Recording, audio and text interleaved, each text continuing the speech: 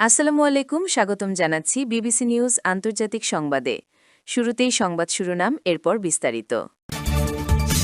ইরানের ক্ষেপণাস্ত্র শক্তি একটিও কমাতে পারেনি যুক্তরাষ্ট্র, মার্কিন গোয়েন্দা সংস্থা। যুক্তরাষ্ট্রে হামলার ক্ষেপণাস্ত্র বানাচ্ছে পাকিস্তান, মার্কিন গোয়েন্দা সংস্থা। ইরান যুদ্ধে নতুন করে হাজার হাজার সেনা মোতায়েন করতে চায় যুক্তরাষ্ট্র। পিছু হটল যুক্তরাষ্ট্র, ইরানের নিষেধাজ্ঞা শিথিলের ঘোষণা। দর্শক, এতক্ষণ শুনছিলেন সংবাদ শিরোনাম। এখন বিস্তারিত।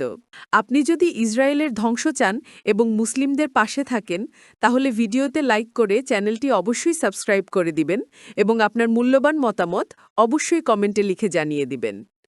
এখন বিস্তারিত। ইরানের ক্ষেপণাস্ত্র শক্তি একটুও কমাতে পারেনি যুক্তরাষ্ট্র, মার্কিন গোয়েন্দা সংস্থা। মার্কিন প্রেসিডেন্ট ডোনাল্ড ট্রাম্প প্রশাসনের যুদ্ধে যাওয়ার অন্যতম প্রধান অজুহাতের সরাসরি বিরোধিতা করেছেন দেশটির দুই শীর্ষ গোয়েন্দা কর্মকর্তা। বুধবার 18 মার্চ তারা গোয়েন্দা সম্প্রদায়ের এই সিদ্ধান্তে পুনরায় অটল ছিলেন যে যুক্তরাষ্ট্রে আঘাত হানতে সক্ষম ক্ষেপণাস্ত্র তৈরি করতে ইরানের আরও অনেক বছর সময় লাগত।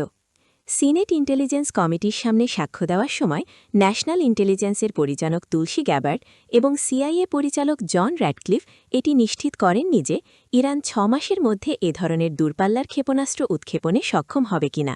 গ্যাবার্ড বলেন, তেহরান যদি চেষ্টা করে তবে 2035 সালের আগে তাদের বিদ্যমান মহাকাশ কর্মসূচির প্রযুক্তি এবং ক্ষেপণাস্ত্র উন্নয়ন সক্ষমতাকে কাজে লাগিয়ে আন্তঃমহাকাশীয় ব্যালিস্টিক ক্ষেপণাস্ত্র আইসিবিএম তৈরি শুরু করতে পারে। তবে জর্জিয়ার ডেমোক্র্যাট সিনেটর জন অসফ যখন ইরানের হুমকির বিষয়ে সুনির্দিষ্ট মূল্যায়ন জানতে চান, তখন গ্যাবার্ড তা দিতে অস্বীকার করেন। গ্যাবার্ড বলেন, কোনটি আসন্ন হুমকি আর কোনটি নয় তা নির্ধারণ করা গোয়েন্দা সম্প্রদায়ের দায়িত্ব নয়। তিনি আরও যোগ করেন যে এ ধরনের মূল্যায়ন সম্পূর্ণভাবে প্রেসিডেন্টের এখতিয়ার। গ্যাবার্ড গত বছর ট্রাম্প প্রশাসনের ডিফেন্স ইন্টেলিজেন্স এজেন্সির দেওয়া এই সিদ্ধান্তের সঙ্গে একমত পোষণ করেন যে যুক্তরাষ্ট্রে পৌঁছাবে সক্ষম অস্ত্র তৈরির প্রযুক্তিগত বাধাগুলো অতিক্রম করতে ইরানের আরও 1 দশক সময় লাগত। একইভাবে জন র্যাডক্লিফও ইরানের সক্ষমতা নিয়ে কোনো নির্দিষ্ট সময়সীমা উল্লেখ করেননি।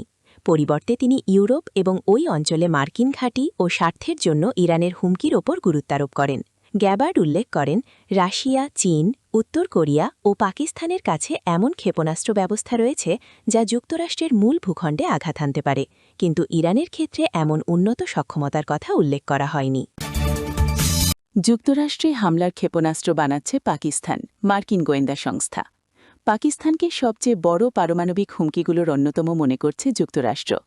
ইসলামাবাদ সরাসরি মার্কিন ভূমিতে হামলা করতে সক্ষম আন্তঃমহাদেশীয় ব্যালিস্টিক ক্ষেপণাস্ত্র আইসিবিএম বানাচ্ছে বলে দাবি করেছে আমেরিকান গোয়েন্দা সংস্থা। 2026 সালের বার্ষিক হুমকি মূল্যায়ন পেশ করার সময় মার্কিন গোয়েন্দা প্রধান তুলসী গ্যাবার্ড জানিয়েছেন, রাশিয়া, চীন, উত্তর কোরিয়া, ইরান ও পাকিস্তান বর্তমানে যুক্তরাষ্ট্রের জন্য সবচেয়ে বড় পারমাণবিক হুমকি। বুধবার 18 মার্চ সিনেট ইন্টেলিজেন্স কমিটির সামনে সাক্ষ্য দেওয়ার সময় গ্যাবার্ড বলেন, গোয়েন্দা সংস্থাগুলোর মূল্যায়ন অনুযায়ী রাশিয়া, চীন, উত্তর কোরিয়া, ইরান ও পাকিস্তান এমন সব উন্নত বা প্রথাগত ক্ষেপণাস্ত্র ব্যবস্থা নিয়ে গবেষণা ও উন্নয়ন করছে যার পারমাণবিক ও সাধারণ পেলোড আমাদের মাতৃভূমিকে যুক্তরাষ্ট্র আক্রমণের নাগালে নিয়ে এসেছে। ইরান যুদ্ধে নতুন করে হাজার হাজার সেনা মোতায়েন করতে চায় যুক্তরাষ্ট্র। ইরানের বিরুদ্ধে চলমান যুদ্ধ যখন 3য় সপ্তাহে গড়িয়েছে, তখন মধ্যপ্রাচ্যে নিজেদের অভিযান আরও শক্তিশালী করতে সেখানে হাজার হাজার অতিরিক্ত সেনা মোতায়েনের কথা বিবেচনা করছে ডোনাল্ড ট্রাম্প প্রশাসন। আল জাজিরার এক প্রতিবেদনে নাম প্রকাশে অনিচ্ছুক একজন মার্কিন কর্মকর্তা এবং সামরিক পরিকল্পনার সঙ্গে পরিচিত 3 ব্যক্তির উদ্ধৃতি দিয়ে জানানো হয়েছে, এই মোতায়েন প্রেসিডেন্ট ট্রাম্পকে যুদ্ধের পরবর্তী ধাপগুলোর জন্য অতিরিক্ত বিকল্প পথ খুলে দেবে। তবে এটি একই সঙ্গে যুক্তরাষ্ট্রকে এমন এক বিদেশি যুদ্ধে আরও গভীরভাবে জড়িয়ে ফেলবে যা না করার প্রতিশ্রুতি ট্রাম্প বারবার দিয়ে আসছিলেন। বর্তমানে মার্কিন সামরিক পরিকল্পনার অন্যতম প্রধান লক্ষ্য হল হরমুজ প্রণালী দিয়ে তেলবাহী ট্যাঙ্কারগুলোর নিরাপদ চলাচল নিশ্চিত করা। মূলত বিমান ও নৌবাহিনীর সহায়তায় এই মিশন পরিচালনার কথা থাকলেও সূত্রের খবর, এই পথ সুরক্ষিত করতে প্রয়োজনে ইরানের উপকূলে মার্কিন সেনা নামানোর সম্ভাবনাও উড়িয়ে দেওয়া হচ্ছে না। এছাড়া ইরানের মোট তেল রপ্তানির 90% মূল কেন্দ্র খার্গ দ্বীপ নিয়ন্ত্রণে নিতে সেখানে স্থলবাহিনী পাঠানোর বিষয়েও আলোচনা করেছে ট্রাম্প প্রশাসন। তবে একজন কর্মকর্তা সতর্ক করেছেন যে এই ধরনের অভিযান অত্যন্ত ঝুঁকিপূর্ণ হতে পারে, কারণ ইরানের ক্ষেপণাস্ত্র ও ড্রোন ওই দ্বীপে আঘাত হানার সক্ষমতা রাখে। উল্লেখ্য, গত শনিবার ১৪ মার্চ এই দ্বীপে মার্কিন হামলা হলেও ইরান দাবি করেছে যে তাদের তেল রপ্তানি স্বাভাবিক রয়েছে। সেনা মোতায়েনের এই আলোচনার মধ্যে ইরানের সমৃদ্ধ ইউরেনিয়ামের মজুদ সুরক্ষিত করার বিষয়টিও উঠে এসেছে। যদিও বিশেষজ্ঞরা বলছেন যে এই কাজ অত্যন্ত জটিল ও বিশেষ বাহিনীর জন্য অত্যন্ত ঝুঁকিপূর্ণ হবে।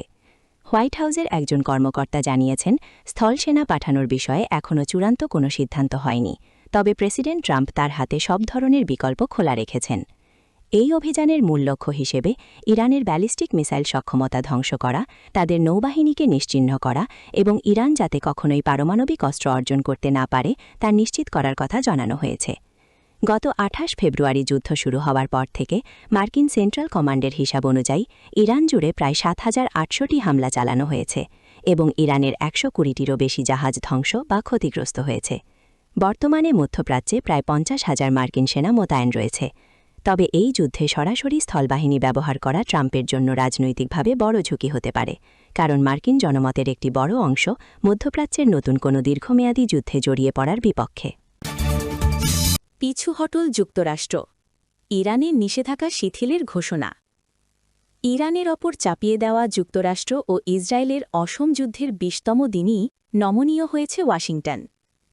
তেহরানের তেল রপ্তানির ওপর যে নিষেধাজ্ঞা পশ্চিমারা দিয়েছিল তা শিথিলের পরিকল্পনা নিয়েছে প্রেসিডেন্ট ডোনাল্ড ট্রাম্পের প্রশাসন।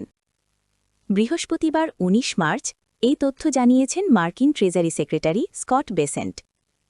বিশ্ববাজারে তেলের সরবরাহ স্থিতিশীল রাখার লক্ষ্যে সমুদ্রপথে থাকা ইরানি তেলের ওপর আরোপিত বিধিনিষেধ যুক্তরাষ্ট্র শিথিল করতে পারে বলে জানিয়েছেন বেসেন্ট। ফক্স বিজনেসকে দেওয়া এক সাক্ষাৎকারে তিনি এ তথ্য জানান।